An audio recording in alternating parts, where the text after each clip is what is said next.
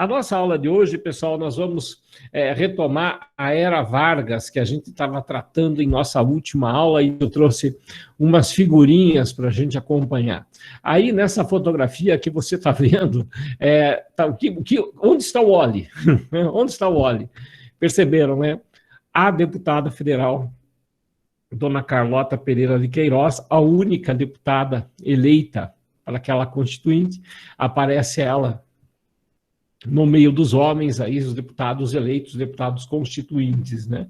Então, a história da Era Vargas é também a história da primeira eleição, nos anos 30, em 1933, que contou com o direito de participação das mulheres no pleito eleitoral e também elegíveis, né? Não só alistáveis para serem eleitoras, mas também elegíveis.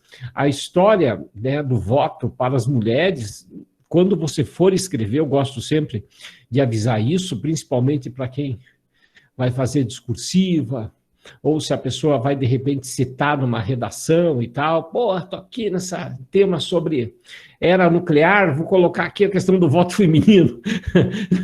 Aquelas maluquices, né, que às vezes, sem pensar direito, a galera faz. Mas, enfim, apareceu a oportunidade de citar. Nunca fale que o movimento social ganhou, né, Vargas deu. Foi um processo de conquista, né? Ele ganhou uma conquista, mas foi um processo de luta que marca geralmente esses movimentos sociais e esses eventos históricos, como o direito de voto para a mulher. Por vezes, né, o Vargas é apresentado assim como um pai bondoso, doador, né, que pensou nas mulheres e resolveu fazer isso. Manda as favas, né, manda para o inferno esse tipo de conversa, e jamais escreva isso numa redação ou numa discursiva de história, tá? Sempre é a história social, é sempre o movimento social, seja ele um movimento por questões de gênero, seja ele um movimento por questões raciais, enfim, mas é sempre um processo de conquista, um processo de luta. Não é justo botar lá o nome do governante, né, que deu uma canetada, que assinou um negócio que vinha um movimento já bem anterior a ele. Também, na era constitucional do Getúlio Vargas, é feita mais uma constituição para a história do Brasil. Essa, não perca as contas, é a de número 3. É a Constituição de 1934. Vamos relembrar? 1824 foi a primeira Constituição. O pessoal que está com a gente desde o começo do ano, a gente já estudou a Constituição lá do Brasil Império, a Constituição de 1824, tinha 4 poderes. O pessoal, né, que já vem aí numa caminhada de estudo, com certeza deve se recordar. Mas o pessoal que começou agora com a gente esse segundo semestre vai rever esse assunto de todas as constituições, inclusive a de 1824. Também a gente tem a Constituição de 1891, que é a primeira Constituição do período republicano. Essa Constituição marcada pelo federalismo, pelo presidencialismo, é a primeira Constituição republicana. E em 1934, que essa foto aí, é o dia da promulgação da Constituição de 34, que é uma Constituição relativamente liberal, democrática. Por quê? 3 poderes, voto secreto, direito de voto para homens e mulheres, claro, a população analfabeta estava excluída, isso exclui muita gente da população brasileira. Também na Constituição de 1934 é criada a Justiça Eleitoral, e como era uma Constituição mais plural, havia direito de greve nessa Constituição. Bom, Vargas aproveita o embalo dessa Constituinte e os deputados constituintes elegem o Getúlio Vargas para 4 anos de mandato. Esse mandato, portanto, começaria em 34 e iria até 1938. Um episódio curioso, um xiste, né, sobre esse episódio é o seguinte: quando Washington Luiz, que foi o último presidente da República Velha, foi embora do país, ele não renunciou, né? Ele cedeu à pressão que havia da Revolução de 30. Ele tirou a faixa presidencial e entregou a um faxineiro, um cara que trabalhava lá, né, um serviço braçal lá, mas que estava há muito tempo trabalhando dentro do Palácio do Catete, no Rio de Janeiro. Diz que então o presidente Washington Luiz deixou a faixa presidencial com esse funcionário assim, e disse para ele, olha, só entrega essa faixa presidencial para um presidente eleito. O Vargas chega no poder em 30, governa 30, 31, 32, 33, 34.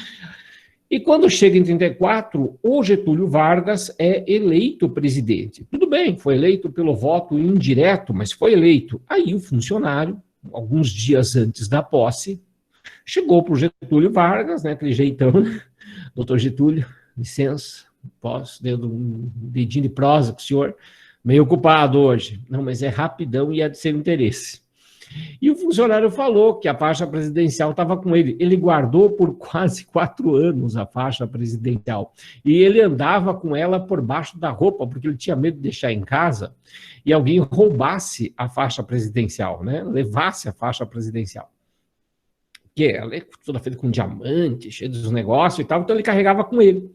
Quando ele soube que aí o Vargas seria presidente mesmo, ele vai entregar, o senhor vai ser eleito, vou entregar a faixa. Então, bom, já guardou tantos anos, então me entrega no dia. Então foi a única vez que o faxineiro passou a faixa para o presidente eleito do Brasil, isso em 1934. Mas, enfim, o Getúlio Vargas começa, né, esse governo constitucional e ele é um governo cheio de pluralidades, né, de diversidades políticas. Surge no período do constitucional a Frente de Libertação Negra, né, um grupo, né, de questão racial, lutando por direitos, com cooperação.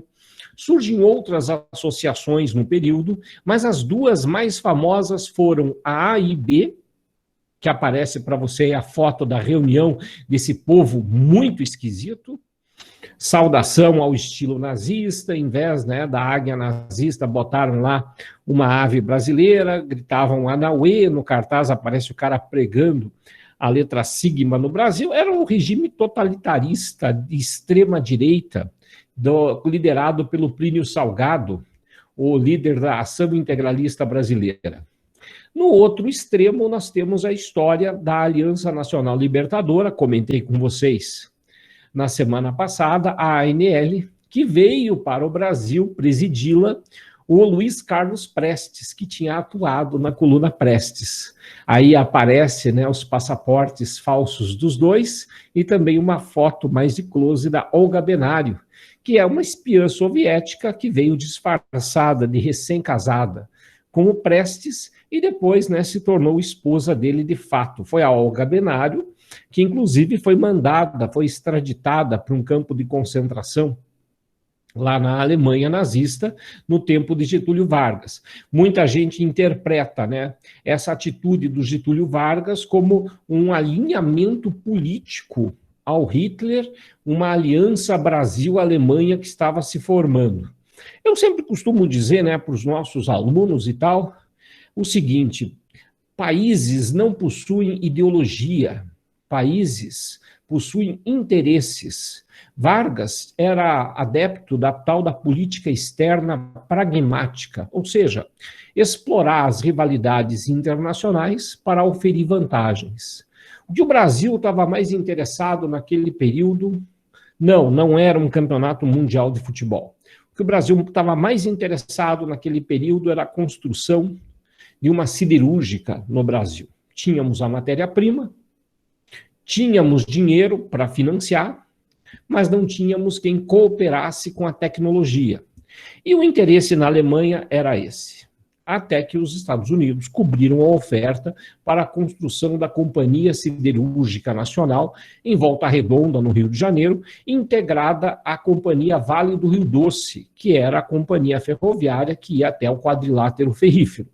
Posteriormente, nos anos 90, o Fernando Henrique Cardoso, em especial em 96, houve o processo de privatização dessas empresas e elas se tornaram, portanto, né, de capital privado, nacional e estrangeiro. Em 1935, o Prestes, a Olga Benário e mais alguns apoiadores, como nós comentamos, tentaram tomar o poder, né, fazer revolução proletária no Brasil.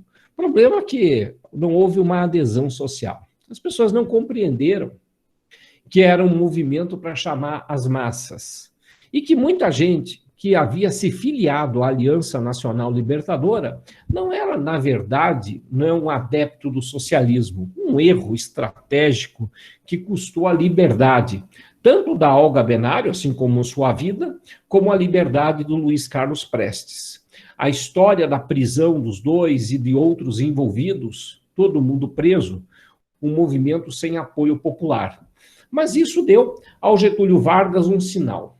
Como era possível montar uma história, né, de pessoas que quisessem se envolver com a luta contra o comunismo. Como esse fantasma, esse homem do saco, né, que é o comunismo, assustava as pessoas. E o Vargas aprendeu bem a lição.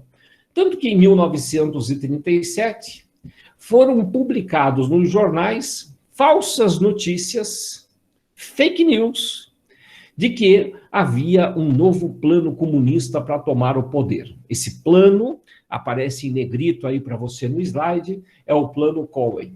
O Plano Cohen, né, era um plano comunista para tomar o poder falso, mais falso do que nota de R$7. E por que nós sabemos que era falso? Porque o próprio datilografador, o próprio datilógrafo falou que foi ele, né, que datilografou o documento que tinha sido escrito por um outro oficial do Exército, que era o então capitão, na época, né, o Mourão. Esse Mourão não é o atual vice-presidente do Brasil, é só o sobrenome que é o mesmo, e até onde eu fucei, não são parentes entre si. O Mourão, que datilografou o falso plano comunista, era o Olímpio Mourão Filho. Esse cara, guarda o nome, em 1937, esse safado era capitão. Esse cara vai ser importante na trajetória histórica do Brasil ainda. Durante o período do Estado Novo, Getúlio Vargas fez questão de construir em torno de si o tal do culto à personalidade do chefe de Estado. Então tem aí um monte de cartaz, havia cartilhas, inclusive essas cartilhas que aparecem aí, a maior parte delas é desse tamanho aqui, ó. Quer ver? Tá vendo? Essa aqui, desse modelo que tem esses escritos aqui, ó, elas são desse tamanho assim, ó. Por quê? Porque era feita para as crianças levarem em casa, que eu tô burro hoje, era feito para as crianças olharem a professora mostrando isso em sala de aula, né, para que as crianças fossem, né, ensinadas a entender o papel do chefe do Estado Novo, o Getúlio Vargas, no Brasil. Então havia ali, né, processo de lavagem cerebral, digamos, na criançada. A política externa pragmática. Como eu disse para vocês, o esquema era você explorar as rivalidades internacionais para oferir vantagens. O Brasil de Vargas fez isso de forma inteligente com os Estados Unidos e a Alemanha. No final das contas, prevaleceram os interesses econômicos dos Estados Unidos, Brasil, que há muito já existiam. E dentro desse contexto, dessa política externa pragmática, nós tínhamos também, né, uma espécie de embaixatriz do Brasil, a mais brasileira de todas as portuguesas, Carmen Miranda. Carmen Miranda nasceu em Portugal, veio criança para o Brasil, se destacou, né, cantando, e nessa época a carreira dela deslanchou e ela foi para os Estados Unidos. Ela, inclusive, nessa ocasião, ela faz parte, né, de vender o Brasil para o exterior, tanto que muitas vezes ela fez filme, foi para Hollywood, chegou a ser a mulher mais rica dos Estados Unidos, né, em seu tempo. A história da Carmen Miranda, ela começa nessa trajetória. E isso é interessante porque nós tínhamos a Carmen Miranda e os Estados Unidos têm a Disney. Tanto que é criado um personagem para representar o Brasil, que é o Zé Carioca, né? Ele vem para o Brasil, ele encontra, o Pato Donald vem para o Brasil, encontra o Zé Carioca, inclusive tem cenas feias dessa parte, né? Porque o Pato Donald chega no Rio de Janeiro, vamos passear, Copacabana, e o Zé Carioca oferece para o Donald, cachaça, né? E também faz o Donald fumar. Isso é coisa que se mostra para criança. Depois não dá para entender, né? Por que os adultos da minha idade ou mais velhos ficaram tudo desse jeito.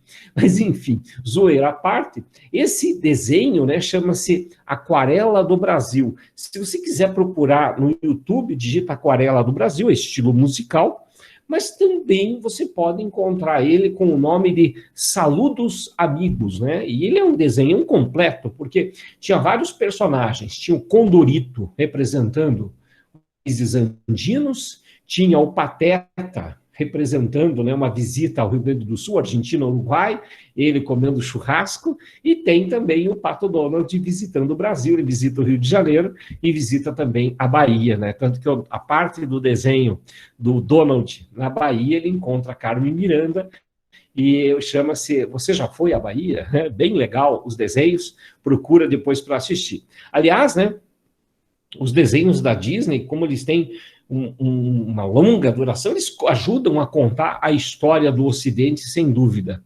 Aí uma fotomontagem, quando o Disney veio para o Brasil, num ensaio de desfile de escola de samba, e aí fizeram a montagem do Zé Carioca como se estivesse cumprimentando a mão dele. Bom, o Brasil participou da Segunda Guerra Mundial a partir de 1942. A guerra, ela começou em 1939. Eu não vou entrar aqui nos detalhes, nas motivações do Brasil, da Segunda Guerra Mundial em si, falar mais do Brasil. Bom, o Brasil teve embarcações torpedeadas durante a Segunda Guerra Mundial, que é a motivação mais imediata para a entrada do Brasil no conflito, mas também é importante ressaltar que o nosso aliado, os Estados Unidos, entraram na Segunda Guerra Mundial no dia 7 de dezembro de 1941. Né? Então, aniversário da minha filha, não que ela tenha nascido em 41, né? 7 de dezembro de 41, o ataque à base naval de Pearl Harbor, no Oceano Pacífico. E o Brasil declara guerra ao eixo em 1942, depois do torpedeamento de algumas embarcações. A entrada do Brasil em 42 é a declaração de guerra. Mas o Brasil já estava no conflito e já estava com voluntários brasileiros na Força Aérea, na RAF, na Força Aérea Britânica, e também com voluntários, né, como profissionais de saúde. Em 42, o que acontece é a declaração de guerra do Estado Nacional Brasileiro ao eixo. E em 42 é preparado o efetivo que seria enviado para os campos da Itália. Esse efetivo, a Força Expedicionária Brasileira, que começou a ser organizada em 42, só partiu para os campos da Itália em 44. Bem coisa nossa, né? Vamos para a guerra, vamos para a guerra, vamos. 42. Só partiram em 44. Aí, tanto que muita gente dizia, né, que era mais fácil uma cobra fumar do que o Brasil ir à guerra, tanto que o símbolo adotado pelos expedicionários, né, a cobra fumando. E quando a força expedicionária, que é a força terrestre, chega na Itália, a Itália já tinha se rendido. Mas não é para ficar fazendo zoeira, não. É porque a Itália tinha se rendido, mas o território ainda era ocupado por nazistas. Então, tinha ainda o inimigo em território italiano. Eu confesso para vocês que não é o principal cenário, o principal teatro de operações da Segunda Guerra Mundial, mas as vitórias, as batalhas que o Brasil participou e as vitórias que obteve são dignas, né, de serem respeitadas no panteão das histórias, contadas na Itália e tal. Isso é muito respeitado. E principalmente o trato que os soldados brasileiros tinham com o povo italiano, né? Não se aproveitavam de uma situação de extrema pobreza que traz, né, justamente, né, aquela coisa de se aproveitar, né, das mulheres indefesas, prostituição e tantas situações assim. Havia um certo pacto entre muitos soldados brasileiros lá. Dentre as batalhas, a mais famosa, né, é Monte Castelo, né, durante a Segunda Guerra Mundial. A Batalha das Toninhas é uma batalha da Primeira Guerra Mundial, que foi quando os brasileiros, né, confundiram um cardume de toninhas, um tipo de foquinha, com um submarino alemão e abriram fogo contra as coitadinhas. Mas na Segunda Guerra Mundial, assim, foi melhor, né? Embora, né, o treinamento dos soldados brasileiros tenha sido concluído apenas lá, nos campos de batalha. Então, muitas coisas aconteceram. Imagina uma tropa inexperiente, né, enfrentando os nazistas, que já estavam há algum tempo na guerra. Algumas situações ocorreram, inclusive a morte de um soldado aqui do Paraná. Ele era de Campo Largo, ele morreu, né, na Segunda Guerra Mundial, porque fugiu para um campo minado, que, imagine, no meio do desespero, né, do bombardeio, ele fugiu para um campo minado, que ele sabia que era campo minado, mas, né, às vezes pensa uma guerra totalmente organizada, e não é bem assim. O nome dele é Constantino Maroc, né, a história desse campo larguense aí, que morreu, foi o primeiro brasileiro a morrer na Segunda Guerra Mundial. Aqui de Curitiba, o combatente famoso que morreu foi o sargento Max Wolff Filho, né? O sargento Max Wolff Filho, que dá nome ao 20º Batalhão de Infantaria Blindada, o 20 BIB. Bom, a participação do Brasil na Segunda Guerra Mundial, ela não começou com a força expedicionária. Então é errado dizer, o Brasil só entrou na guerra quando a guerra acabou. Errado. Então o Brasil entrou na guerra quando a Itália se rendeu. Errado. O Brasil já estava na guerra desde que, em 42, houve a declaração oficial de guerra, porque foi formada a Força Aérea Brasileira, que tinha uma divisão especial cujo símbolo aparece para você aí no slide também, que é o Sentapua, né? Sentapua é o nome dessa divisão da Força Aérea. Muito elogiada, inclusive, tem um documentário chamado Sentapua, que conta a história dessa divisão. No YouTube você encontra alguns vídeos da Segunda Guerra Mundial e tal. Tem um que me emociona um pouco, que para eu ficar emocionado demora, viu? Mas esse me emociona porque aparecem os pracinhas, né? Os combatentes da Segunda Guerra Mundial. Pracinha porque é praça, né? Soldado, cabo e sargento, né? Então os praças, né? Os pracinhas cantando o hino nacional enquanto se escuta bombardeios, né? Dos nazistas, dos alemães, e eles ficam lá, né? Firmes, cantando o hino nacional. Hoje, não sei se daria para fazer a mesma coisa, eu acabei descobrindo que a maior parte das pessoas não conhecem a letra do hino nacional. Imagine os outros hinos, né? Bom, o Vargas, ele se aproveita da Segunda Guerra Mundial na caruda. Por quê? Porque enquanto estava rolando a Segunda Guerra Mundial, o que o Vargas dizia? Não dá para fazer eleição. Não dá para fazer eleição porque estamos em guerra, não sabia não? Então, ele aproveita esse período para continuar mais tempo no poder. Então, ele fica de 1937 até 1945, que é o período do Estado Novo no Brasil. É interessante, né, que esse período do Estado Novo, a ditadura do Getúlio Vargas, foi um momento de grande industrialização financiada pelo Estado, né? Patrocinada pelo Estado. E esse momento de industrialização é a primeira política industrial do país. Porque das outras vezes o Brasil se industrializou meio que por consequência indireta. Dessa vez não. O centro da política econômica brasileira era a industrialização, as chamadas indústrias de base, a modernização econômica do país. Tanto que o Brasil emerge, né, após a Segunda Guerra Mundial, como uma das economias que mais cresceram no mundo. Se você pegar os dados da economia brasileira no século XX, é o país que mais cresceu no século XX. Ele foi superado somente no século XXI pela China, mas nos dados históricos, né, o país Brasil é o que mais cresceu, chegou ao posto de 8ª economia do mundo. O Vargas, como eu disse, ele se aproveita dessa condição, né, de ter um país, né, que estava vivendo sob um regime ditatorial, né? E durante esse período acontece, portanto, né, que o Vargas, vendo que a guerra ia acabar, porque em 1944 todo mundo já sabia que a guerra ia acabar. Todo mundo já tinha sacado que estava acabando a guerra, até porque durante a Segunda Guerra Mundial a Alemanha teve que combater em várias frentes, né? A Alemanha teve que combater os Estados Unidos, na Itália, teve que combater a invasão, né, aliada no norte da França e teve que combater a mãe Rússia. Desculpa. Teve que combater a União das Repúblicas Socialistas Soviéticas. Eu falei mãe Rússia, não sei de onde que eu tirei uma ideia dessas, né? Parece coisa de doutrinador, nada a ver, né? Aliás, você tem um minuto para escutar a palavra? O meu compadre, ele me emprestou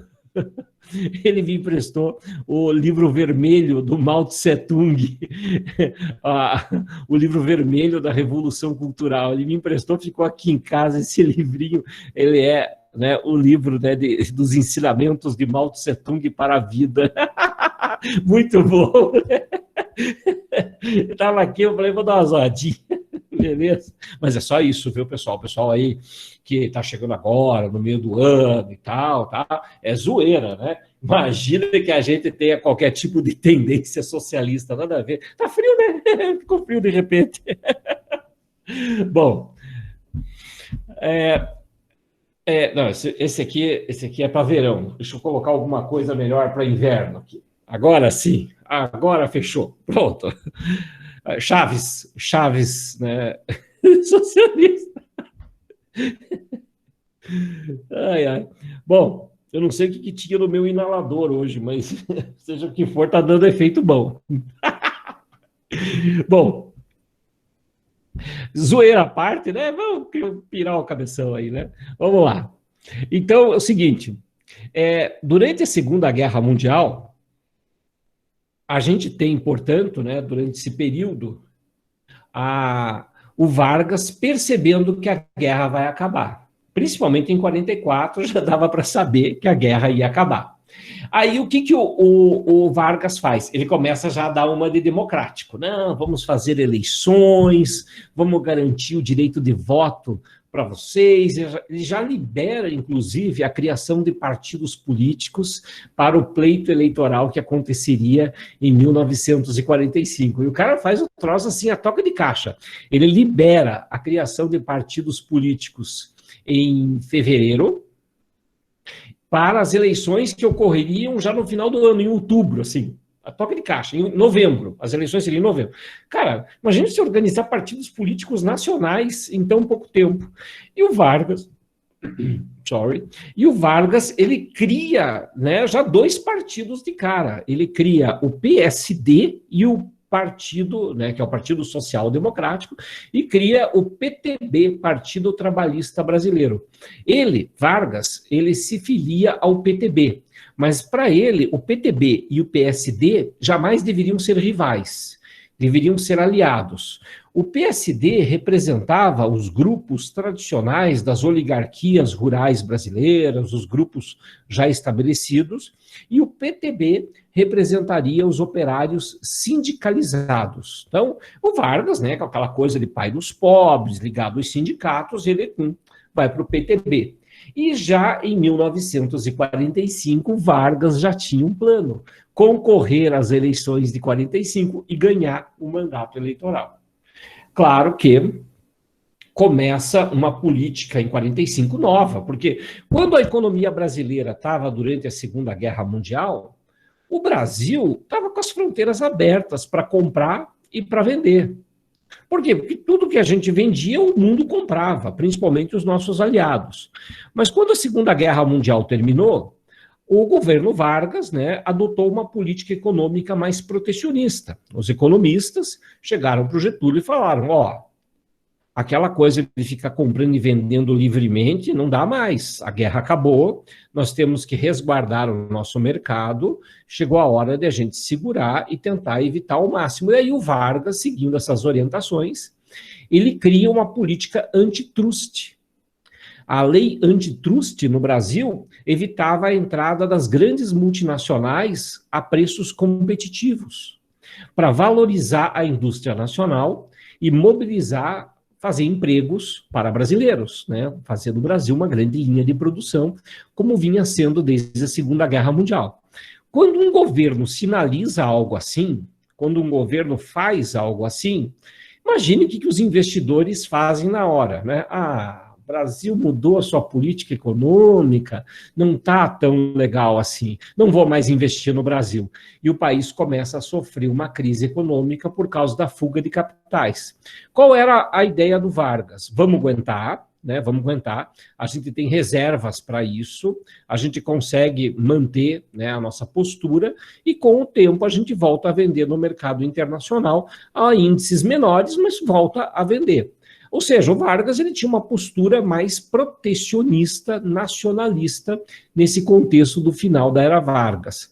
Porém, grupos internos aqui do Brasil, ligados a esse capital estrangeiro, não gostaram nada dessa política mais intervencionista do Getúlio Vargas. Começaram a cobrar. E aí os militares se prestaram a um papel que era mais ou menos o previsto deles, né? Em 1930. Eles colocaram o Vargas no poder, em 1937 armaram o Plano Cohen para fazer a ditadura do Getúlio Vargas. Em 1945, o então major Ernesto Geisel, que mais tarde vai ser general-presidente na ditadura civil-militar, o general Geisel, ele chega ao governo, né, ele chega com uma carta para o governo Vargas e diz que ele é obrigado a renunciar se não quiser ser deposto. O Getúlio aceita, né, assim pedindo com jeitinho quem que não aceita. O Getúlio Vargas aceitou, então, renunciou ao cargo de seja lá o que for que ele tinha, né, porque nem presidente era.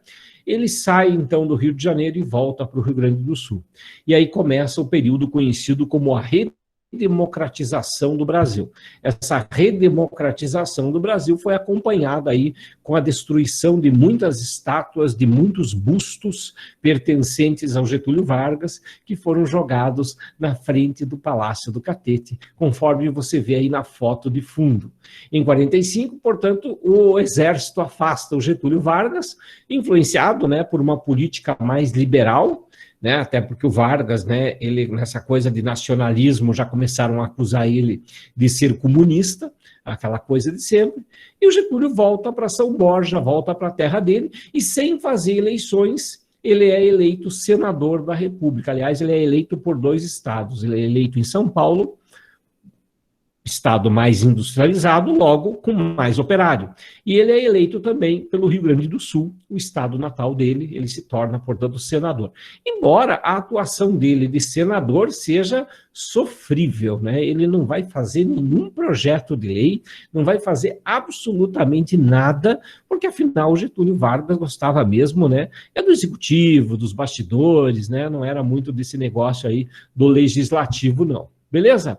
Bom, assim nós fechamos aí a era Vargas, e logo a seguir, o caudilho era um costume dos ditadores, né, governarem até morrer, que tem aí nos países latinos, né, na Argentina, no Uruguai, e que tinha também no Rio Grande do Sul. Então, ele era chamado de caudilho justamente por conta dessa postura de continuar no governo, continuar governando, não querer sair mais. Aí nós temos de 30 a 34 o governo provisório, ele novinho, de tenente, 34 a 37 a República Nova, como ele chama, né, ou governo constitucional. Em 37 ele dá o golpe de Estado, que vai até 45, que é o mesmo ano que termina a Segunda Guerra Mundial. E o Vargas, como a gente viu há pouco, ele criou 2 partidos políticos. Ele criou o PTB e criou também o PSD. Esses 2 partidos foram criados pelo Getúlio Vargas. E quando o Vargas criou, ele criou para que fossem partidos políticos aliados, né? Que fossem partidos políticos que fizessem uma coligação. Até porque um é um partido de oligarcas e outro é um partido de operários, então não eram agendas conflitantes, né? Seria estranho se você tivesse um partido de fazendeiros e um partido de camponeses como aliados, aí ficaria estranho. Ou um partido dos empresários industriais com um partido dos operários, também ficaria estranho. Então ele junta fazendeiros no PSD, fazendeiros que nem o próprio Getúlio Vargas era, e junta operários no PTB, operários sindicalizados. E durante esse contexto, né, que o Getúlio Vargas governou com o PTB e o PSD, era para fazer coligação. Aí a gente achou o depoimento da filha do Getúlio Vargas, a dona Alzirinha Vargas. Está aí, portanto, o depoimento dela. Segundo Alzira Vargas do Amaral Peixoto, o PTB, na concepção de Vargas, destinava-se a ser um anteparo entre os verdadeiros trabalhadores e o Partido Comunista. Ou seja, ele criou o PTB para evitar que os trabalhadores fossem para o Partido Comunista. Então, ele teria um partido, né, de operários não alinhados ao comunismo internacional. Que Partido Comunista que tinha voltado à legalidade em 1945. Os trabalhadores não se filiariam ao PSD, porque é um partido de fazendeiros, né? Nem ao UDN, que era um partido de classe média. Esse o Getúlio Vargas não criou. Iriam com mais facilidade engrossar os quadros do comunismo. O PTB, sendo dos operários um veículo para que eles possam expressar seus anseios e suas necessidades, servirá ao mesmo tempo de freio contra o comunismo e de acicate, ou seja, de aliado para o PSD. E realmente a dobradinha PSD-PTB deu muito certo. Eles conseguiram eleger o presidente em 1945, que era o Eurico Gaspar Dutra. O Eurico Gaspar Dutra ele foi ministro da Guerra do governo do Getúlio Vargas. Ele foi o ministro da Guerra, o ministro, né, do Exército. O Eurico Dutra ele não era um cara com pretensões políticas, projeto político e tal. E o Vargas, né, muito esperto, apoiou em tudo o Eurico Dutra para ser candidato a presidente do Brasil. Eurico ganhou. Aliás, né, tinha uma piadinha, atenção, alerta de piada podre. Tinha uma piadinha na época que dizia assim, né, que o Getúlio Vargas dizia, meu candidato é Eurico, mas se eu puder, eu mudo uma letra, eu fico. As tendências continuistas do Vargas. Tanto que ele coloca o Eurico no poder porque sabia que o Eurico não tinha uma representatividade política. E se ele quisesse voltar para ocupar o espaço, ele conseguiria. Era como se o Eurico Dutra, né, fosse um cone, né, guardando a vaga para o Vargas voltar. E o candidato da oposição era da UDN, da União Democrática Nacional. Esse homem bonito que aparece para você. Atenção, você que gosta de um brigadeiro. Se você gosta de comer um docinho brigadeiro, você precisa agradecer a mãe e a irmã deste rapaz que aparece aí na tela para você. Ele, né, chama-se Eduardo Gomes. Eduardo Gomes é um dos sobreviventes dos 18 de Forte de Copacabana lá em 22. Sobreviveu 2 só, né? O Siqueira Campos e o Eduardo Gomes. O Eduardo Gomes, na época da Segunda Guerra Mundial, ele foi para a guerra e entrou para a aeronáutica, para a recém-criada Força Aérea do Brasil. E ele chegou ao posto de brigadeiro do ar. Depois que a guerra terminou, o Eduardo Gomes, o brigadeiro Eduardo Gomes, ele se dedicou à campanha eleitoral para tentar ganhar do Getúlio Vargas, porém perdeu. Mas a mãe e as irmãs do Eduardo Gomes, para fazer a promoção da candidatura do Eduardo Gomes, né, porque ele tinha um jeitão bonitão, assim e tal, né, para fazer a candidatura do Eduardo Gomes, elas faziam uns docinhos com granulado de chocolate, né, apurado na panela, faziam as bolinhas e distribuíam os docinhos. Aí o docinho ficou conhecido como brigadeiro, porque o posto do Eduardo Gomes era brigadeiro do ar, né? E agora vem a pior parte, gente. A pior parte é a seguinte: tinha um slogan na época para votarem no Eduardo Gomes. Vota no brigadeiro. Além de bonito, é solteiro. Ai, que ódio! Que nojo! Ai, ai. Olha a propaganda da campanha eleitoral dele. Está do lado dele. Tem um cartaz. O cartaz tem uma mão. A mão está batendo numa rolha. Está batendo numa garrafa. E dentro tem umas coisinhas. Entendeu a propaganda? Não. Os eleitores dele também não. Porque, veja, o Eduardo Gomes, ele estava falando para uma classe média. Né? Talvez a gente entenda a propaganda. A gente consegue entender, porque a gente está estudando e tal. Né? A gente consegue entender. São os jornais engarrafados. Ah, não entendi. É que ele está dizendo, ó, lembre-se de 1937, quando Vargas instituiu a ditadura do Estado Novo e colocou a censura prévia dos meios de comunicação, criou lá o DIP, Departamento de Imprensa e Propaganda, criou também o DOPS, né, Delegacia de Ordem Política e Social, que foram instituições criadas para reprimir, né, para evitar que se publicasse, que se falasse mal do governo. Eu entendi a mensagem do Eduardo Gomes. O problema é que se ele queria ganhar a eleição, não dá para ir com esse mote, não dá para ir com esse assunto. Enfim, né, era o candidato da classe média da época, era o Amoedo. Seguindo adiante. O grande eleitor, tá aí, né? A piadinha ruim, né? O Vargas, né? Dando uma abraçadinha no Eurico Dutra, simpatizante nazista, esse Eurico Dutra, tá aí, né? Dando um abraço dele, olha, você vai ser o meu candidato, vai ser eleito. E o próprio Eurico dizia isso, né? Só sou presidente porque tive um grande eleitor, o Getúlio Vargas. Ele reconhecia o papel do Vargas na campanha dele. E em 1946 a 50, o Eurico Dutra governou. Inclusive, foi nessa época que foi organizada a OEA, Organização dos Estados Americanos, cujo símbolo redondinho aparece ali embaixo. E também teve, né, a conferência realizada aqui no Brasil, a Conferência do Rio de Janeiro.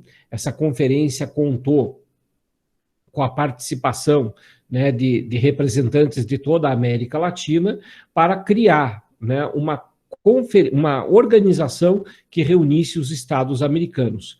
No ano seguinte, em 1948, na Conferência de Bogotá, na Colômbia, foi criado, portanto, daí, né, aquilo que a gente chama de OEA oficial. Inclusive, uma das reuniões da OEA aconteceu em Campos do Jordão, aconteceu aqui no Brasil, lá no Palácio Quitandinha, em Campos do Jordão, que na época tinha sido um cassino, depois virou hotel, até hoje é um palácio, né, de visita turística. Durante o período que o Vargas governou, ele criou o Plano SALT, Saúde, Alimentação, Transporte e de Energia, não é educação. O Plano SALT, ele visava endividar o país, né, buscar financiamentos externos para criar uma infraestrutura para o crescimento industrial, né? Saúde e alimentação para as pessoas trabalharem, e transporte e energia para fazer o país se movimentar. O problema é que ele abriu a economia do Brasil. Os cofres brasileiros que estavam abarrotados de dinheiro se esvaíram nessa época para dar conta de conseguir, né, pagar todo o endividamento, né? O Eurico Dutra terminou o mandato dele com um enorme déficit econômico. Além do que, a Copa de 1950, que foi sediada no Brasil, o Brasil perdeu de 2-1 para o Uruguai na final, né, no chamado episódio do Maracanazo. Que, lembrando, né, o Uruguai era uma potência, né, já era tricampeão do mundo, né, o Uruguai. Então, o Brasil não tinha ganhado nenhuma Copa do Mundo ainda naquela época. Então, foi assim uma tristeza. E o futebol já era um esporte bem popular. E foi nessa ocasião, né, que o Partido Comunista Brasileiro voltou para a ilegalidade. E o pior, né, voltou para a ilegalidade por conta do próprio texto do partido político. Porque o Partido Comunista Brasileiro foi acusado de ser um partido ligado a forças estrangeiras, o PCUs, né, o Partido Comunista da União Soviética, foi um partido acusado de querer promover a luta de classes para a tomada armada do poder.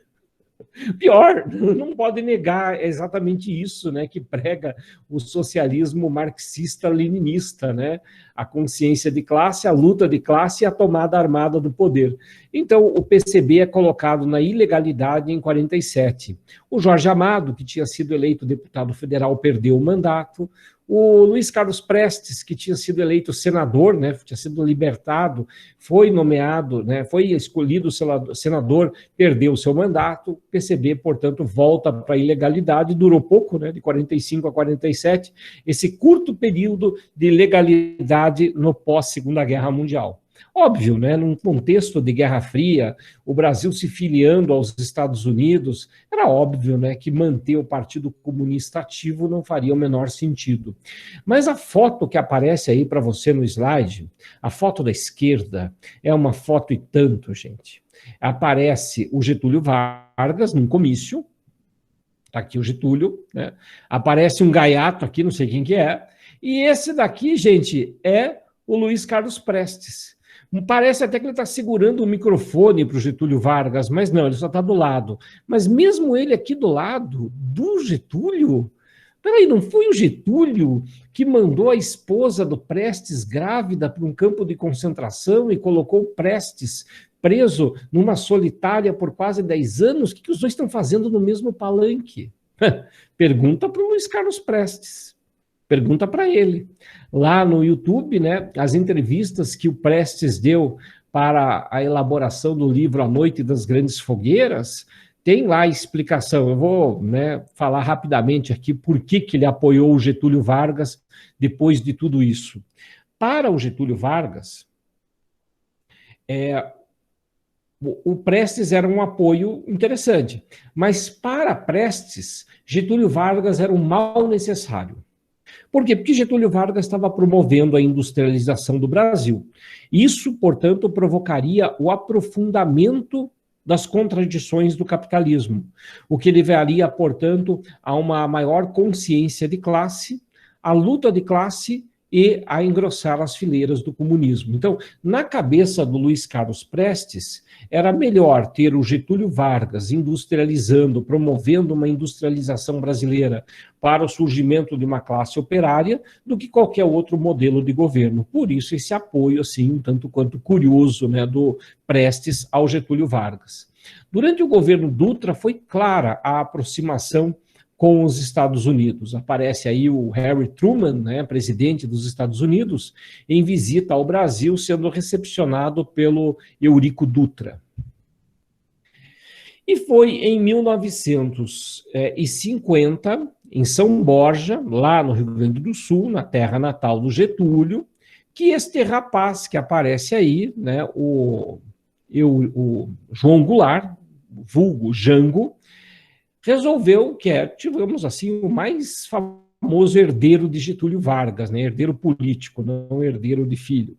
O Jango teria se encostado numa árvore, já devia estar, né, mais para lá do que para cá, e teria dito em gauchesco, né, por favor, né, ele voltará, é o nosso candidato, e isto é uma rebelião queremista. Que diânio é isso de queremismo, professor? Queremismo era um movimento que surgiu em 1945, ainda no final da Segunda Guerra Mundial, que significava queremos Getúlio, né? Queremos que Getúlio fique. E ele, portanto, aí o Jango está lançando a candidatura de Getúlio Vargas para presidente em 1950.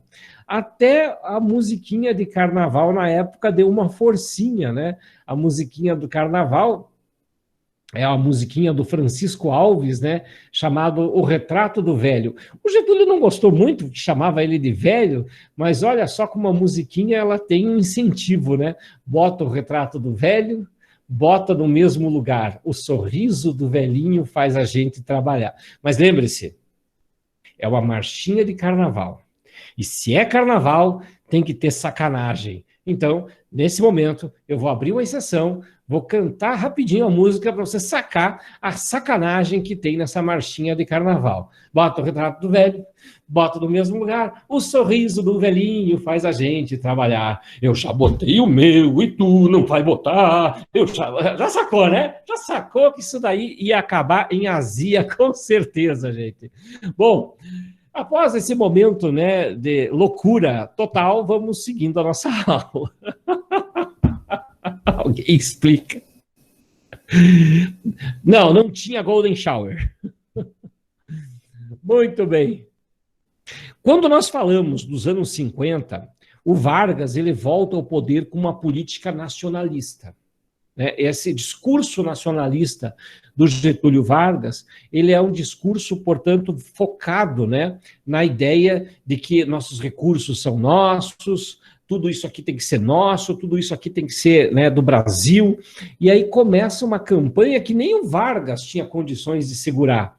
A campanha do petróleo é nosso. Aqui, no slide, você vê a figura de um cara, né? Não é o Vargas, tá?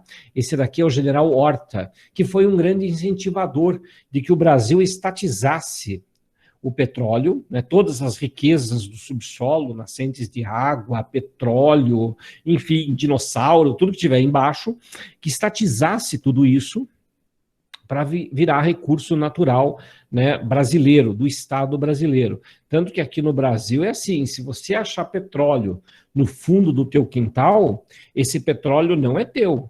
Esse petróleo já pertence ao governo brasileiro. Você tem direito sobre a superfície. Então você será indenizado pelo terreno, mas não pela riqueza que foi encontrada embaixo, sabe? É claro que é diferente a legislação de país para país, mas no Brasil, nascentes de água, rios, é tudo, portanto, propriedade da União, né? Tudo isso foi estatizado pela política de águas da década de 30. E o Vargas, nos anos 50, se vê às voltas com o projeto da Petrobras, que é criada em 1953. Acho que foi a Petrobras a única coisa que atraiu gregos e troianos na época do Vargas. No resto, todo mundo brigava, mas na Petrobras concordaram que tinha que ser uma empresa estatal de monopólio rígido. Imagina o quanto as 7 irmãs, né, as 7 companhias petrolíferas americanas gostaram, americanas e europeias, gostaram desse negócio de estatizar o recurso natural no Brasil, né? A Petrobras, na época, foi assim uma pancada feia nos interesses das 7 irmãs das companhias de petróleo do mundo. O Brasil cria a Petrobras, né, mas o Brasil está mal das pernas. Por quê? Porque os Estados Unidos começam a boicotar qualquer tipo de investimento. E dá para entender por que, né, os investidores ficam temerosos de investir no Brasil. O Brasil adota uma política nacionalista de economia estatizante e industrializante. Ou seja, após a rápida passagem do Eurico Dutra, o Brasil voltava a uma política principalmente de estabelecer cotas de importação, protecionismo alfandegário, e também criava meios, né, de protecionismo de outras coisas que vinham para o Brasil. Então isso criava, né, uma situação em que as indústrias internacionais não viam o Brasil como um atrativo econômico, principalmente porque o governo brasileiro ele proibia que uma empresa multinacional que ganhava dinheiro no Brasil pegasse esse dinheiro e levasse o dinheiro embora. Era proibida a remessa de lucros. Tá, professor, mas a remessa de lucros, ela é proibida até hoje. Sim, é proibida até hoje a remessa de lucros. Só que os outros presidentes, depois do Getúlio Vargas, vão criar uma brechinha na lei para dar um jeitinho de fazer a remessa de lucros acontecer. Daqui a pouco a gente vai comentar, né, desse episódio aí, para fazer o dinheiro que as multinacionais ganham no Brasil, mandar esse dinheiro para o exterior legalmente. Em agosto de 1954, um desafeto político do Getúlio Vargas, chamado Carlos Lacerda era um cara que vivia urubuzando a vida do Getúlio Vargas, tanto que a imprensa da época apelidou, a imprensa varguista, obviamente, né, apelidou o Carlos Lacerda de O Corvo, né, porque vivia ali, né, apavorando o Getúlio Vargas. O Lacerda, ele era da UDN, da União Democrática Nacional, o partido de oposição. Já na época da eleição de Getúlio Vargas para presidente em 50, o Lacerda já foi terminantemente contra, inclusive um discurso que ficou muito famoso, né? Lacerda teria dito: Getúlio Vargas, senador, não deve ser candidato à presidência da República. Se eu for, não deve ser eleito. Se eleito, não deve ser empossado. E se empossado, devemos recorrer à força das armas para tirá-lo do poder. Golpista safado. Era isso que o Lacerda era. O Vargas foi eleito, ele não conseguiu dar um golpe de Estado no Getúlio Vargas, mas em 1954, o Lacerda começou a atiçar mais ainda o discurso contra o Getúlio, até porque o Getúlio deu margem, né? Começaram denúncias de corrupção no governo do Vargas, e o Vargas nomeou o irmão dele, o Benjamin Vargas, apelido Bejo, para ser chefe de polícia do Rio de Janeiro. Cara, é aquela coisa, pode ser o cara mais qualificado do mundo para a função. Se você é o presidente e você quer nomear teu irmão, já está errado. Ah, mas ele é qualificado. Não. Cargo de nomeação não tem que ser o irmão. Naquela época já deu ruim. Já deu ruim naquela época mesmo. Né? E aí o Bejo, né, mesmo assim assumiu, e isso criou uma crise política no Brasil. Então vinha uma crise econômica por causa da falta de investimentos exteriores, havia essa nomeação do irmão do Vargas para chefe de polícia no Rio de Janeiro, faltava só mais um itemzinho, e esse itemzinho foi a tentativa de assassinato do Carlos Lacerda. Carlos Lacerda, ele tinha a língua afiada, publicava na tribuna da imprensa, né, as suas ideias, criticava abertamente, portanto, né, o Getúlio Vargas, e aí os oficiais da aeronáutica, que eram partidários da UDN, chegaram para o Lacerda e disseram: Lacerda, nós vamos fazer o seguinte, nós vamos fazer um rodízio entre a gente, vamos fazer um rodízio. Nós vamos fazer esse rodízio aqui, cada dia um oficial da aeronáutica está com você, de segurança pessoal. Porque se você for assassinado, vai ser mais um jornalista morto. E aí o pessoal esquece. Agora, se um oficial da aeronáutica for vítima de uma agressão, isso vai ser investigado. Mas não deu outra, não deu outra. Na noite de 24, antes, foi no início de agosto. No início de agosto de 1954, o Carlos Lacerda estava saindo de uma reunião na Rua dos Toneleiros, em Copacabana, estava saindo de uma casa, de uma reunião política, e estava acompanhado do major da aeronáutica, Vaz, que era o segurança daquela noite.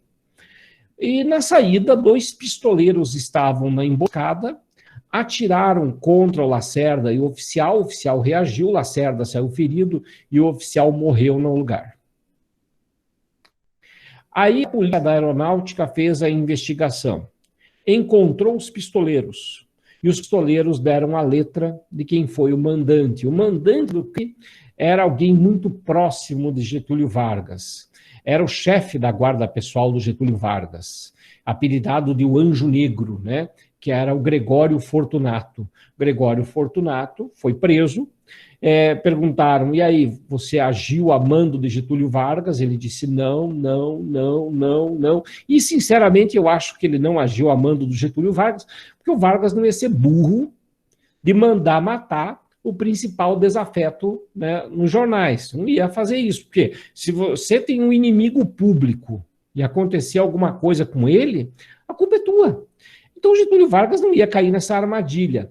O Gregório Fortunato não contou que era o Vargas, né, assumiu a total responsabilidade e tal, e os oficiais da aeronáutica armaram um esquema, mandaram imprimir um jornal em que dizia, porque como o Gregório Fortunato estava incomunicável, ele não sabia o que estava acontecendo fora, né, da prisão. Aí estava em letras garrafais no jornal. Gregório afirma, Vargas ordenou a morte de Lacerda. Quando o Gregório Fortunato, que era fiel ao Getúlio, viu aquilo, abriu o bico e contou que agiu pessoalmente com mais alguns ministros e tal, e que era uma trama que não tinha o Getúlio Vargas. Por que a gente acredita nisso, né, que o Vargas não tenha ordenado? Por conta de ser um grande estrategista político e tal, o Vargas não ia cometer esse erro bobo, né, de mandar matar o próprio inimigo para virar o alvo principal, ainda mais em meio a uma crise política. Né? Então, sinceramente, né, o Vargas não ia cair nisso.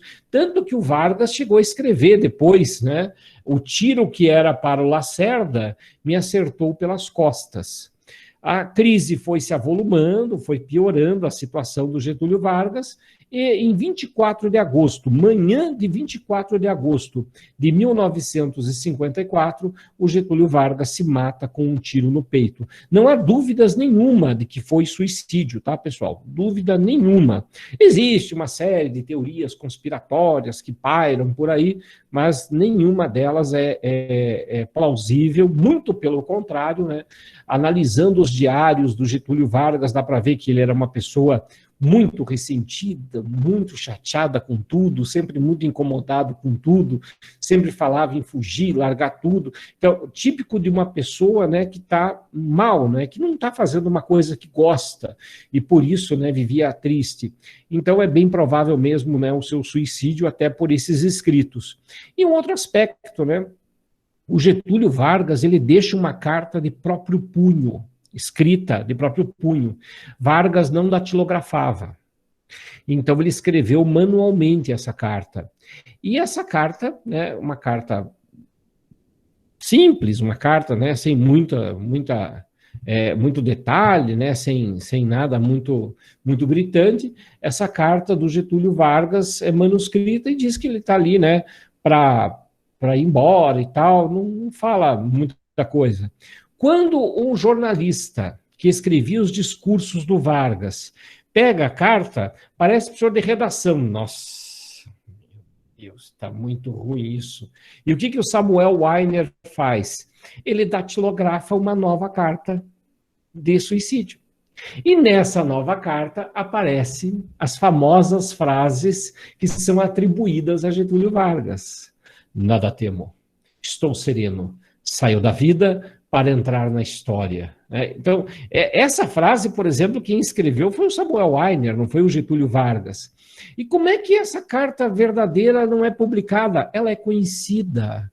Ela está, inclusive, no mesmo arquivo da Fundação Getúlio Vargas, né? Junto da carta datilografada falsa, as duas estão juntas. Só que a carta datilografada falsa foi publicada num jornal varguista na tarde de 24 de agosto, no jornal Folha da Tarde. E era uma carta que tinha força política, né? Meus inimigos não me combatem, me caluniam, quer dizer, acusando os outros de serem traidores, só quis o melhor para o povo. Pô, cara, o cara está se matando e está escrevendo uma poesia daquela, praticamente.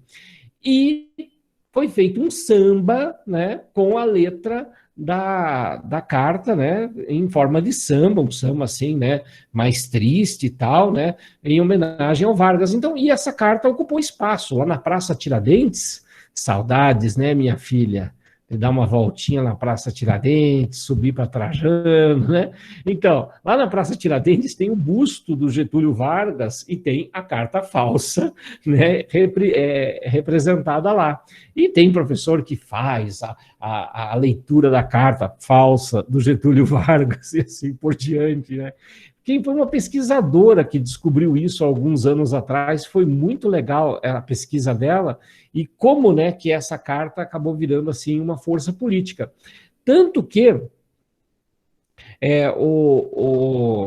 se eu citar essa frase na redação, então, teoricamente, não vai estar correta? Bom, Felipe Augusto, nome de rei, que bonito, né? Assim, pode citar, né? Não sei para que você citaria, mas vamos supor que você cite, né? Saiu da vida para entrar na história. Mas dificilmente o teu professor, né, que vai corrigir tua redação vai saber, né, de um troço desse, né? Porque imagine, a pesquisa sobre isso foi há 10 anos, né? Isso nem chegou ainda nas escolas, ainda está no nível universitário. E olhe lá, então é difícil, né? Então, foi maldoso, hein, João? Arrisca, né, o corretor não saber que é do Getúlio Vargas, né? Falsamente do Getúlio Vargas. Mas, enfim, procurem, né, Samuel Weiner, o Bessarabiano, né, era o apelido dele, e ele é que escrevia os discursos do Getúlio. Quando Getúlio morreu, lá apareceu herdeiro político de tudo que é lugar, né, querendo pegar uma carona, né, na trajetória de sucesso do Getúlio Vargas. Foi o caso do avô do Aécio Neves, o Tancredo Neves. Foi o caso também do Juscelino Kubitschek, o JK. O JK, ele foi o primeiro governador a comparecer no velório, foi o primeiro a lançar a candidatura como sucessor, e o JK, ele era do PSD, fez uma aliança com o PTB, como rezava a cartilha, tanto que o JK era presidente e o vice era o Jango, que era aquele que falou da rebelião querimista, que era lá o mais famoso herdeiro do Getúlio. E era importante ter o Jango na política, porque o João Goulart, o Jango, ele era muito ligado aos sindicatos, obviamente, né? que ele não era um operário sindicalizado, mas ele era aquele político populista que circulava muito bem pelas rodas sindicais, que tinha, portanto, né, um trato com os movimentos sindicais, herdeiro do Getúlio Vargas. E o Jango foi o vice do JK.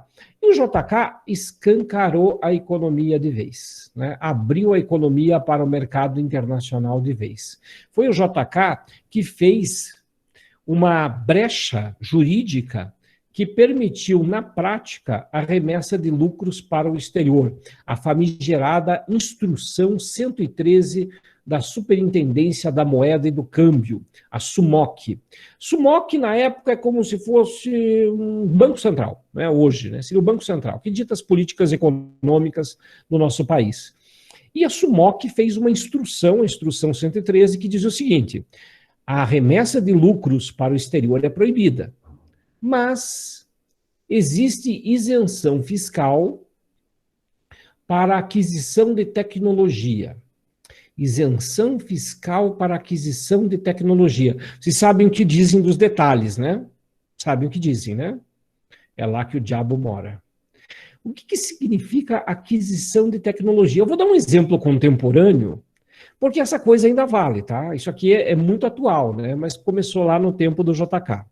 Funciona assim, vamos supor que a Renault, ali de São José dos Pinhais, ela queira comprar uma máquina importada, uma máquina da sua matriz lá da Renault, lá na França. Então, precisamos daquela máquina que vai montar esse veículo aqui no Brasil.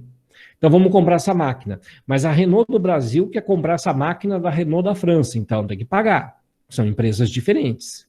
Para essa máquina vir para o Brasil, como ela vai ser uma aquisição de tecnologia para produzir melhor, ela vem com isenção fiscal. Justo, né? Vai aumentar a produtividade e tal, vem, né, da própria empresa, isenção fiscal. O governo não cobra impostos para trazer essa máquina para o Brasil. Só que essa máquina já é da Renault da França. E os investidores, os sócios, são os mesmos. Eles são os donos da marca Renault lá na França e são os donos também da marca Renault do Brasil. Então, o que eles fazem? Eles superestimam o valor da máquina para que o dinheiro saia do Brasil, a máquina vem para o Brasil sem pagar taxa nenhuma e o dinheiro vai para a Europa. E às vezes não é nem uma máquina, é só um projeto de um carro novo. Ah, vem agora o novo carro da Renault, que eu não tenho a menor ideia o nome, né? Vem um novo carro. É uma nova frente, uma nova lateral e pintaram a maçaneta, né? Mas já é um outro carro. Tem que comprar o projeto da Renault da França e assim o dinheiro vai.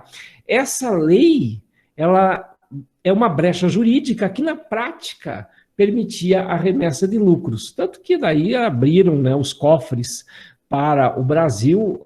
O período do JK foi um período em que a construção civil prosperou muito, as cidades cresceram muito. Foi nessa década que a população urbana superou a população rural, e o JK, que era um maluco de pedra, né, com seu plano de metas, peitou o projeto de transferir a capital do Brasil, do Rio de Janeiro, para Brasília, que foi assim, um negócio doido, porque todos os presidentes do Brasil prometiam que iam construir Brasília. O terreno para Brasília já estava definido desde 1891, quando a expedição Cruz, né, achou qual seria o centro do Brasil, né? Então o terreno já estava reservado. Mas todo presidente se elegia e dizia, vou fazer, e não fazia, vou fazer, e não fazia. E o JK também prometeu. E aí a oposição cobrou, ei, você não ia fazer a capital lá em Brasília? Ele falou, é mesmo, vou fazer. E ele manda para o Congresso Nacional o projeto, né, para construção, para ter uma empresa estatal chamada Nova Capital, né, para construir Brasília, e até os opositores pensaram, isso, vamos aprovar e vamos dar corda para ele se enforcar. Não é que o homem deu um jeito e inaugurou Brasília mineiramente num 21 de abril do final do seu mandato? Inaugurou Brasília que, né, tem o projeto do Lúcio Costa, do Oscar Niemeyer, que tem umas pegadas bem modernistas, tem uns troços meio foice e martelo lá, porque o nosso Oscar Niemeyer era comunista declarado, né? Então, você olha assim, tem umas referências bem interessantes, né, para Brasília. Inclusive, o monumento ao JK, assim, se olhar meio de fianco, meio de revés, assim, você vai ver, parece que o cara está segurando uma foice e um martelo. Bom, seguindo adiante, pessoal, o JK, ele se elege presidente, ele deixa uma dívida externa enorme para o país, né? Não existia naquela época uma lei de responsabilidade fiscal. Então, foi uma época de grande glamour, né, de explosão da sociedade de consumo aqui no Brasil. Aí você está vendo, né, um dos ícones, né, da sociedade de consumo dos anos 50, que era o primeiro carro de luxo fabricado no Brasil, o Cinca Chambord, né? O Cinca Chambord, que teve até uma musiquinha depois, final dos anos 70, que foi feita em homenagem a ele. A musiquinha é do Marcelo Nova, lá chama-se Cinca Chambord mesmo, e fala, né, do período histórico do Brasil. Mas o JK, pelo menos, ele tinha uma coisa assim na cabeça que era interessante, sabe? Um troço foi massa. A automontadora vinha para o Brasil para montar os veículos, mas as peças, quem fazia era a indústria brasileira. Então, o Brasil fazia todas as peças para a automontadora. Então, a automontadora passava os projetos e as peças eram fabricadas aqui no Brasil. Então, isso gerava emprego, né, no Brasil. É diferente de hoje, né, que você tem uma automontadora no Brasil e ela pega a peça que é fabricada no mundo inteiro a preços muito menores e literalmente só montam um carro aqui. Então, havia, assim, uma espécie de uma parceria entre a indústria nacional e a indústria multinacional no Brasil. Então, os veículos, eles eram caros, mas a manutenção deles não era cara. Tanto que era costumeiro, né, uma pessoa ficar com o mesmo carro por muitos anos, o carro passar de pai para filho, de filho depois para neto, porque era um veículo que a manutenção era de custo relativamente baixo aqui no Brasil. Aí eu coloquei a letra da canção do Cinca Chambord, depois eu vou colocar a apresentação, todas essas apresentações que eu estou usando hoje para vocês fazerem o download, e aí você pode escutar a música que é um estilo rockabilly, né, que fala, né, de carrão e tal, que é bem uma coisa dos anos 50, 60, embora a canção, né, seja dos anos 70. E essa canção do Marcelo Nova tem a referência para a ditadura civil-militar, né? Na segunda parte aí tem, né, um momento em que ele fala da ditadura civil-militar, que foram rifles e tanques, né, que acabaram com os nossos planos, que fizeram pior e acabaram com o Cinca Chambord. Porque a ditadura civil-militar, ela não deu continuidade a esse projeto de veículo com peças nacionais, né? Tinha que ser daí com peças importadas. E a ditadura civil-militar, ela não foi nacionalista nesse aspecto. Hoje em dia o carro é um absurdo de caro e a manutenção é proibitiva. Imagino, né? Porque você tem um Cinca Chambord. Hoje, provavelmente, você tem que ter um torneiro mecânico para fazer as peças do carro que você precisa. Lá na feira do Largo da Ordem, né? Antigamente existia lá no Largo da Ordem, aos domingos, uma feira que tinha uma exposição de carros. Às vezes tinha um Cinca Chambord lá, que o cara ia lá, levava da coleção dele, muito massa mesmo. Eu nunca tive a chance, né, de entrar em um, né, mas, sinceramente, né, o carrinho bonitinho, hein? Seguindo adiante. Em 1961, chega a campanha eleitoral para o próximo pleito, o próximo mandato. E aí surge um candidato correndo por fora, que não era nem do PSD, nem da UDN e nem mesmo do PTB. O nome dele era Jânio Quadros. O Jânio Quadros era o típico esquisitão. Ele tinha sido vereador, foi prefeito, deputado, ele nunca terminava os mandatos dele e já buscava um mandato acima. E o Jânio Quadros, ele foi um cara que lançou uma campanha populista estarrecedora, né? Assim, um fenômeno de votos.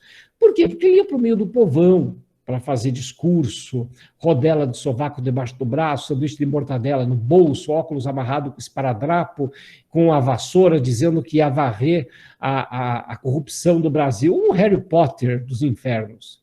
E esse cara, ele ganha as eleições em 1961, ganha o pleito eleitoral de 60 e assume, né, em 61. E o Jânio Quadros, ele ganha as eleições de uma maneira, assim, surpreendente, né, um fenômeno de votos, mostrando, né, que o brasileiro gosta de votar em porcaria mesmo, né, aquela coisa de um discurso de eu sou novo, eu sou diferente, eu não vou me atrelar à elite política corrupta do país, vou fazer um governo de austeridade e tal. Aparece aí na foto, né, ele no meio do povo, abraçando todo mundo e tal, que era o estilo do Jânio Quadros. Só que o Jânio Quadros, ele foi um presidente muito esquisito, ele governou pouco, né, e já foi tarde, ele assumiu em janeiro, em agosto ele renunciou, governou aí 8 meses, e foi sofrível, sofrível. Ele tinha um costume, né, de governar por bilhetinhos. Ele mandava bilhetinho para o presidente da Câmara dos Deputados, para o deputado do partido dele, pedindo projetos de lei. Então, ele queria legislar, no final das contas, né? Ele era o executivo e não o legislativo. Então, as interferências constantes e algumas leis esquisitas que ele fez durante o seu mandato. Por exemplo, ele proibiu o uso do biquíni nas praias. Não, não é todo mundo em praia de nudismo, não. Ele só podia maiô. Só podia maiô. Por quê? Porque o biquíni, que era um lançamento da moda francesa, né, que era o maiô de 2 peças, que foi lançado por conta dos testes nucleares do atol de biquíni, e aí vai mais uma para a sua coleção, né, da sua vida, né, os mistérios da sua vida. Por isso que no atol do biquíni, na fenda do biquíni, tem esquilo astronauta, tem esponja, tem Patrick, tem aquela turma estranha lá, fruto de mutações genéticas. Então, a França faz, nos anos 60, um teste nuclear no atol de biquíni, e a moda francesa lança o maiô de 2 peças, né, que é o biquíni. Biquíni, do bi, né, aí não é de 2, não, porque são 2 peças. Biquíni é o nome do atol no Pacífico, onde foi feito o teste nuclear, né. E maiô, né, você que não tem uma formação erudita que nem a minha, eu estudei na França, nas melhores estrebarias francesas, maiô é o nome para qualquer roupa de banho, né? Então uma sunga é um maiô, né? Então a gente aqui no Brasil acha que maiô é só, né, aquele inteiro, não, mas maiô é qualquer roupa de banho. Então, se algum dia, né, rapaziada aí tiver uma namorada francesa, falar, por favor, pegue seu maiô, né, não vá aparecer de maiô, vá de sunga, por favor, ou de calçãozinho. Bom, continuando. A campanha da vassoura, né, um absurdo, porque é apelativa pra caramba, né, varre, varre, vassourinha, né, varre a corrupção. Isso aí foi um mote de campanha que levou o Jânio a ter a mais expressiva votação da história. E nas leis esquisitas que ele fez, algumas até legais, assim, bem bacanas. Por exemplo, ele proibiu as rinhas de galo, que é galo brigando contra galo, que era uma coisa horrível que se fazia e ainda se faz aí por esse país afora. Ele proibiu isso. Também, não que isso seja errado, mas como eu disse, né, ele é o executivo. Não cabe a ele fazer as leis, né? Cabe a ele governar segundo as leis. Então isso ficava meio esquisito.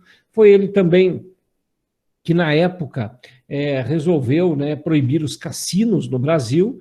Ele proibiu também as corridas do Jockey Club em dias de semana, né, que eram apostas, né? Isso era muito popular aqui no Brasil, né? O meu avô, por exemplo, era um entusiasta do turf, né? Gostava do jockey, apostar, dia de semana não podia.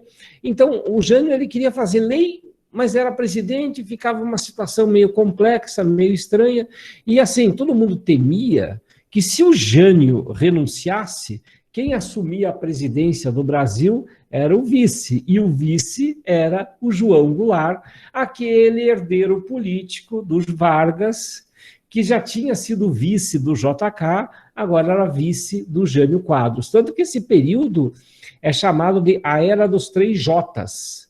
Getúlio, Jânio e Juscelino? Não, Getúlio não. Juscelino, Jânio e Jango, né? A era dos três J's. O Jânio Quadros, durante o período que governou, ele era tão doidão assim, né, que as revistas, as charges não perdoavam, né? Aí tem, né, uma charge contra ele na época: vou ser advogado e professor, vou recolher minha vida privada, vou ser governador de São Paulo, vou ser pedreiro em Cuba, vou ser Napoleão. A zoeira, né, nunca terminava contra o Jânio Quadros, porque ele tinha um comportamento tanto quanto maluquinho mesmo. E ele criou, né, aqui no Brasil, o terceiro mundismo. Né? Ele criou aqui no Brasil o terceiro mundismo. O Felipe ali perguntou, né, dos cassinos. O Dutra chegou a restringir a atuação dos cassinos. Quem proibiu definitivamente foi o Jânio, né? Então ele restringiu assim os dias que os cassinos podiam ser usados. O Jânio foi radical nisso, beleza? O Jânio Quadros, ele criou no Brasil o terceiro mundismo, né, que é a política do não alinhamento. A política do não alinhamento é aquela que os países, né, que passaram pela descolonização afroasiática adotaram, né? Nem Estados Unidos, nem União Soviética. Vamos explorar as rivalidades internacionais para oferir vantagens. A política externa independente do Jânio Quadros também foi criticada, né? Foi chamada aí de sem rumo, essa foto que ele aparece com os pezinhos tortos aí. Essa foto ganhou um prêmio Pulitzer. Por que isso? Porque ele condecorou o Yuri Gagarin, o cosmonauta russo, que aparece aí, colocando para ele a medalha da Ordem do Cruzeiro do Sul. Imagina os militares, né, vendo o presidente condecorando com a maior medalha nacional um comunista. E fez a mesma coisa com Ernesto Guevara, o Che. Fez a mesma coisa com ele também. Essas medalhas posteriormente foram cassadas, né, elas foram canceladas, mas o Jânio Quadros estava dando sinais ali, né, para o mundo, ó. Tô facinho, hein? Quem quiser fazer comércio com a gente, estamos aí. E foi em agosto de 1961 que o nosso Jânio Quadros, ele mandou o Jango, o vice, para a China, para fazer um negócio da China, e quando o vice estava lá do outro lado do mundo, o Jânio renunciou ao cargo de presidente da República. Vai entender. Era 25 de agosto de 1961, um dia depois do aniversário de morte de Getúlio e dia do soldado. Era uma sexta-feira, meio de tarde. O Jânio Quadros deixa um bilhetinho, como era de costume, renunciando ao cargo de presidente. Qual era a ideia maluca do Jânio Quadros? Ele ia renunciar numa sexta-feira, quando não tinha mais ninguém na Câmara dos Deputados para apreciar o pedido, né? Porque precisa ser aceito pela Câmara a renúncia. Então, isso daria tempo para que até segunda-feira, quando os deputados voltassem, ele fizesse um fervo no país, dizendo que não deixavam ele governar, porque ele precisava de mais autonomia, mais poder, porque o Congresso precisava se submeter a ele e tal. Então, ele imaginava no final de semana fazer um fervo e na segunda-feira desistir da renúncia e, com apoio popular, pressionar o Congresso Nacional. Eita, planozinho ruim, hein? Dica: você vai fazer um plano, quanto menos curva, melhor.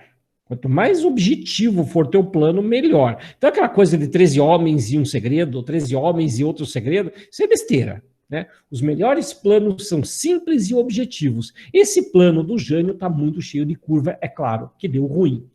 Assim que o Jânio Quadros deu a carta de renúncia, o presidente da Câmara dos Deputados, que estava de saco cheio dele, chamou tudo que era deputado que estava em Brasília ainda, correu até o aeroporto, teve deputado que foi retirado de dentro da aeronave para voltar no Congresso Nacional, para dar quórum, né, tem que ter quórum mínimo. Aprovaram a renúncia dele no mesmo dia, e na segunda-feira, né, já não era mais presidente, só foram na casa do Jânio para pegar a faixa presidencial que ele tinha levado para casa. Resultado: todos os olhos da nação se voltaram para o vice-presidente, o Jango. E onde que o Jango estava? Estava na China, na República Popular da China, fazendo um negócio da China. Tanto que o termo, né, negócio da China é sinônimo de negócio ruim. E foi um tenso, né? Porque olha só, olha o jogo das datas. Jânio renuncia no dia 25 de agosto. No dia 30 de agosto, olha a cronologia aí no slide, os 3 ministros militares se manifestaram contra a posse de Jango.